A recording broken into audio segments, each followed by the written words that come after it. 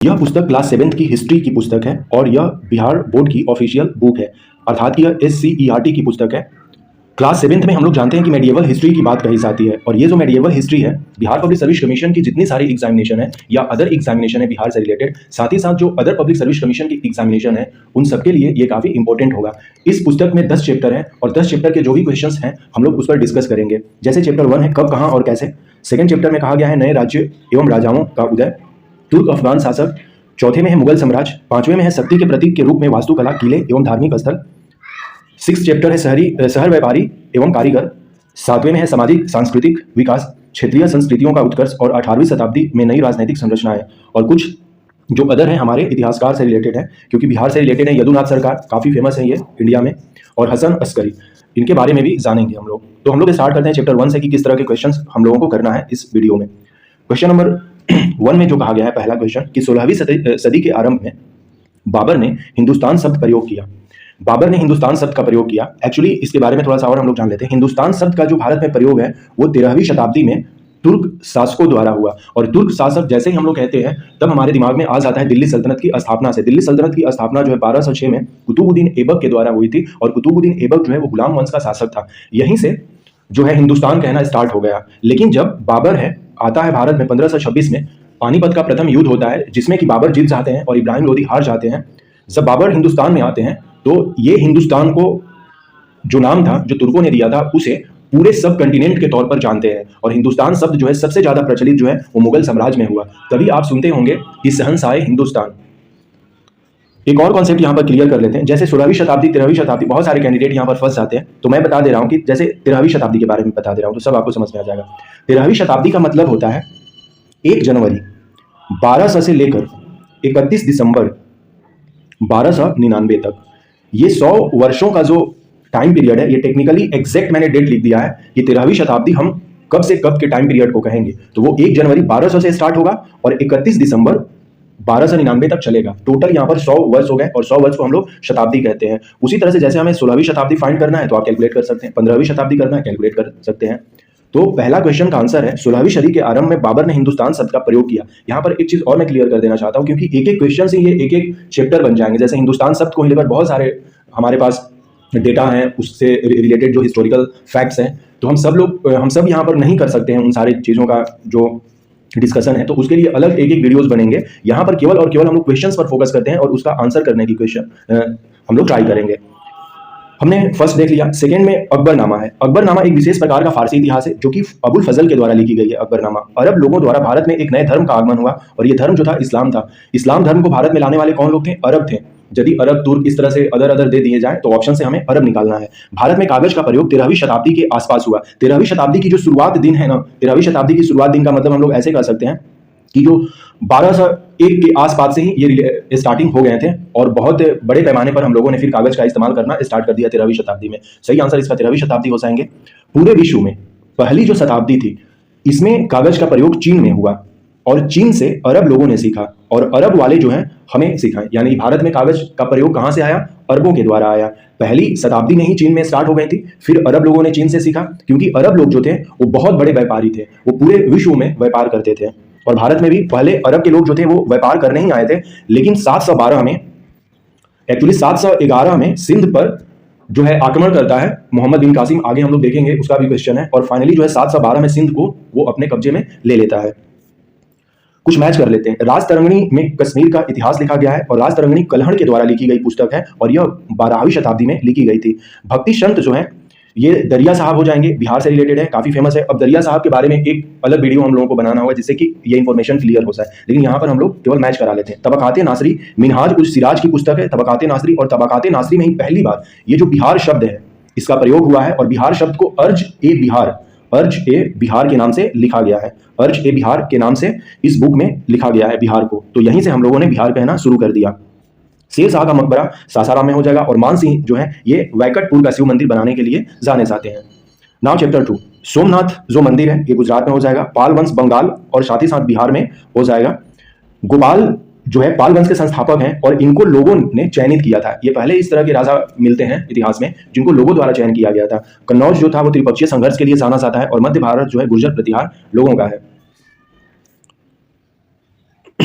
Chapter 3, Delhi की स्थापना किस राजवंश के काल में हुई? तो तोमर राजपूत जो वंश थी वो 10वीं शताब्दी में दिल्ली की स्थापना करते हैं। अलाउद्दीन खिलजी के समय में किस मुगल सेना नायक ने दक्षिण भारत पर विजय प्राप्त की थी? तो मल्लिक काफूर।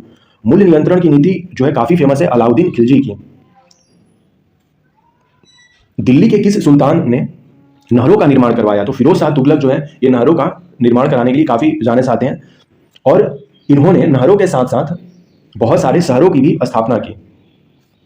राजवंश और उससे रिलेटेड संस्थापक को हम लोग देख लेते हैं, जैसे प्रारंभिक तुर्क वंश जिसको कि गुलाम वंश भी हम लोग कहेंगे। गुलाम वंश की स्थापना जो है कुतुबुद्दीन ऐबक के द्वारा की गई। खिलजी वंश जो है वो जलालुद्दीन के हो जाएगा। तुगलक वंश गयासुद्दीन, सैयद वंश खिज्र खां और लोधी वंश बहलोल लोधी। तो ये इस तरह से हम लोग मैच कर लेंगे इसको। चैप्टर 4 यहाँ पर भी मैच है। मनसब्द जो है अकबर के द्वारा लाया गया एक एडमिनिस्ट्रेटिव सिस्टम है, हम लोग इसके बारे में डिटेल्स में जानेंगे। पद से रिलेटेड है। बैरम खां अकबर से रिलेटेड हो जाएंगे क्योंकि बैरम खां गार्डियन के तौर पर जाने जाते हैं। अकबर के सूबेदार गवर्नर को हम लोग कह सकते हैं क्योंकि जो अकबर टाइम पीरियड में जो था पूरा भारतवर्ष जो था वो कई सूबों में बटा था और उसका जो हेड होता था उसको सूबेदार कहते थे। जहांगीर काफी फेमस है अपने न्याय की जंजीर के लिए। कई बार क्वेश्चन आता है कि न्याय की जंजीर जो है किस बादशाह से रिलेटेड है या संबंधित है। ऑप्शंस में रहते हैं अकबर, जहांगीर, शाहजहां, औरंगजेब, तो हमें जहांगीर को चूज करना होता है। महाराणा प्रताप चित्तौड़ से थे। पानीपत की प्रथम लड़ाई जो है बाबर और इब्राहिम लोदी के बीच में 20 अप्रैल 1526 को होती है। ये सही हो जाएगा हमारा। नेक्स्ट क्वेश्चन है, यदि जाट एक मनसबदार के पद और वेतन का घोतक था तो सवाल उसके एक निश्चित संख्या में सेना को दिखाता था। मुगल टाइम पीरियड में मनसबदार काफी फेमस है। ये एक शब्द दिखाई देगा, इससे दो चीजें रिलेटेड है, एक है जात और एक है सवार। जात का मतलब पद और वेतन से होता है और सवार का मतलब एक निश्चित संख्या में सेना रखना होता है कि कितना आपके पास हाथी है, कितना घोड़ा पैदल सैनिक है, ये सब हमें सवार से पता चलता है।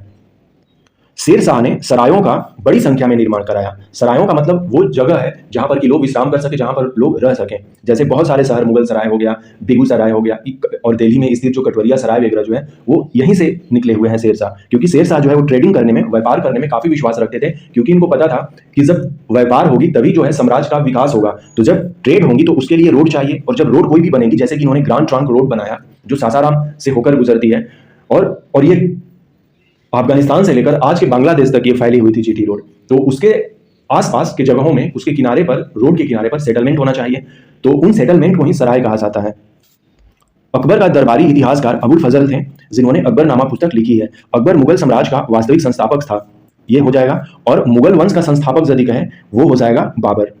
ये दोनों का कॉन्सेप्ट हमें देख लेना होगा। वास्तविक संस्थापक का मतलब अकबर का टाइम पीरियड जो है 1556 से स्टार्ट होता है और यह 1605 तक चलता है। और बाबर का टाइम पीरियड जो है 1526 से स्टार्ट होता है और ये 1530 तक चलता है। तो ज्यादा टाइम नहीं मिल पाया और बीच में क्या हुआ, हुमायूं आते भी हैं तो शेर शाह का आक्रमण हो जाता है, जिसके चलते अस्थिर मुगल साम्राज्य रहता है 1556 तक। जब अकबर आते हैं, बैटल ऑफ पानीपत का जो सेकंड बैटल था उसमें जीतते हैं, तो वहां से जो है हम देखते हैं कि मुगल साम्राज्य जो है वो एकदम स्थिर हो गया था। तो वास्तविक संस्थापक का मतलब है अकबर। नाउ चैप्टर 5, मध्यकाल में मंदिर निर्माण की कितनी शैलियां मौजूद थी? 3 हो जाएगा। उत्तर भारत की शैली को नागर कहते हैं, दक्षिण भारत की शैली को द्रविड़ कहते हैं और इन दोनों के बीच का जो ट्रांजिशन जोन था उसको हम लोग वेसरा शैली कहते हैं। कौन सा शैली कहते हैं? वेसरा शैली कहते हैं। कई बार ये क्वेश्चन भी पूछा गया है कि द्रविड़, नागर और वेसरा जो है ये क्या है? तो यह मंदिर निर्माण की शैलियां हैं। नागर शैली में बना जो मंदिर है वो अपना महाबोधि टेम्पल है। महाबोधि टेम्पल को यूनेस्को के वर्ल्ड हेरिटेज साइट में 2002 में शामिल कर लिया गया था। अभी हमारे पूरे भारत में कितने वर्ल्ड हेरिटेज साइट हैं? तो 42 वर्ल्ड हेरिटेज साइट हैं।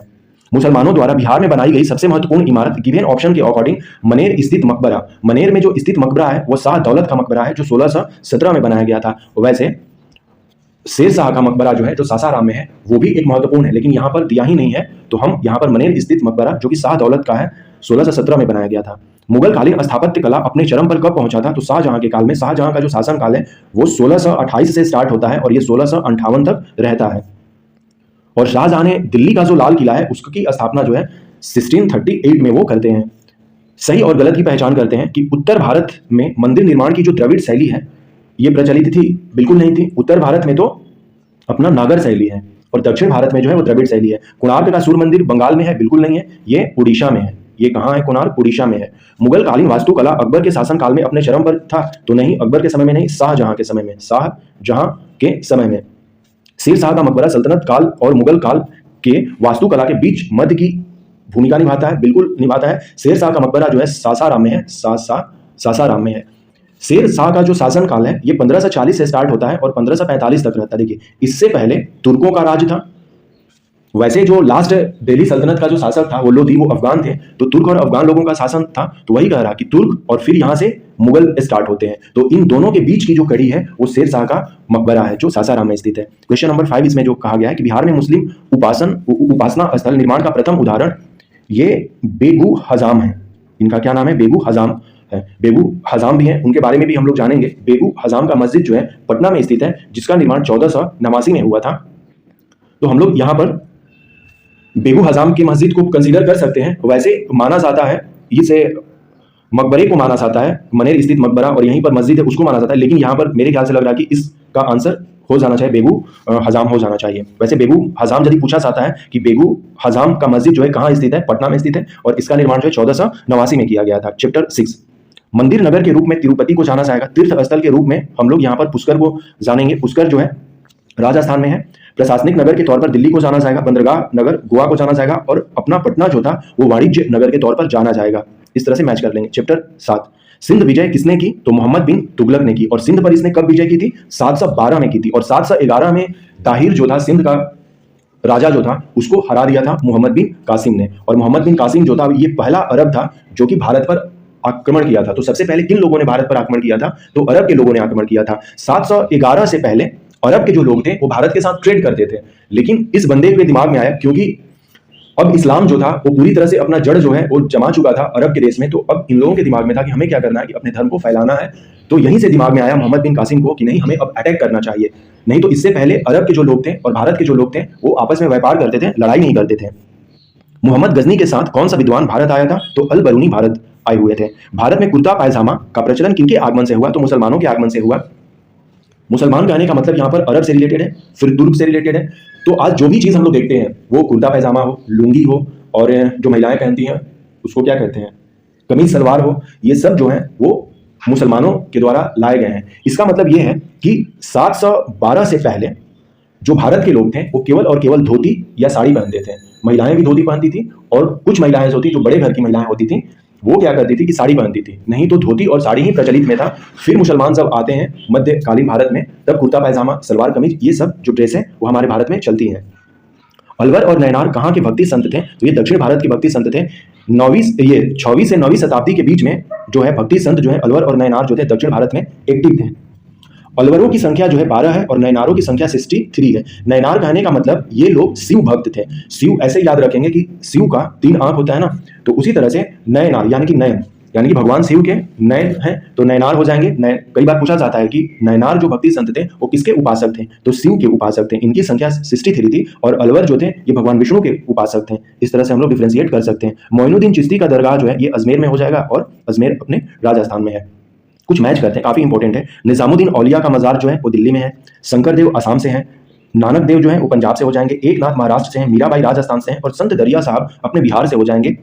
और ये रोहतास जिला में से रिलेटेड है संत दरिया साहब। थोड़ा सा इनके बारे में जान लेते हैं। ये जो धरकंधा गांव जो है ये दिनारा जो ब्लॉक है उस ब्लॉक के अंतर्गत अपना धरकंधा गांव आता है जो कि रोहतास जिला में आज स्थित है। नाउ चैप्टर 8 उर्दू की उत्पत्ति जो है यह 11वीं शताब्दी में मानी जाएगी। उर्दू की उत्पत्ति भारत में कब मानी जाएगी? 11वीं शताब्दी में। उर्दू शब्द का जो उर्दू शब्द का जो अर्थ होता है, आर्थिक नहीं, अर्थ जो होता है वो शिविर से है या खेमा से है। और शिविर और खेमा हम लोग जानते हैं किससे रिलेटेड है? सैनिक से है। ईरानी सिंधु को क्या कहते थे? हिंदू कहते थे।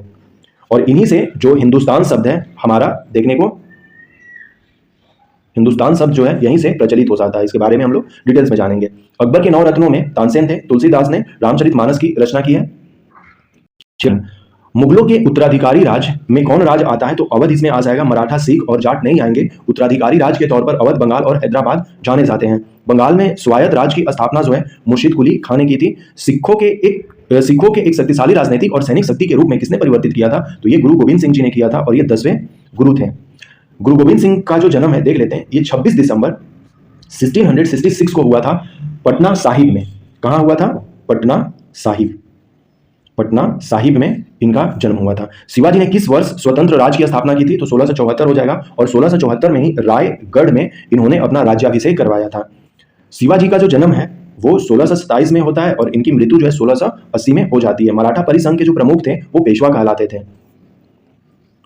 निम्नलिखित को अब हम लोग मैच करते हैं। ठेकेदारी प्रथा जो है ये भू राजस्व से रिलेटेड है, सरदेश मुखी मराठा से रिलेटेड है, निजामुल मुल्क जो है ये हैदराबाद का निजाम हो जाएंगे, सूरजमल जाट नेता थे और 1707 में औरंगजेब का निधन हो जाता है।